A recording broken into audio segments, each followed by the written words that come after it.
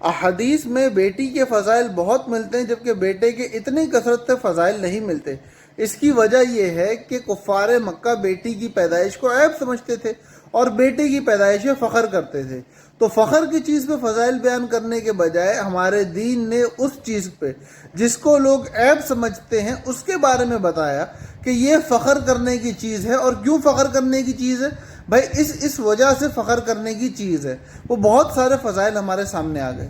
تو آج جو لوگ اپنی بیٹی کی پیدائش پہ غم مناتے ہیں، دکھی ہوتے ہیں، پریشان ہوتے ہیں، یاد رکھیں کہ وہ لوگ کفار مکہ کے طریقے پہ ہیں، نہ کہ نبی کریم صلی اللہ علیہ وسلم اور اسلام کے طریقے پہ۔ تو اس لیے کوشش کرو کہ بیٹی کی پیدائش میں بھرپور خوشیاں مناؤ۔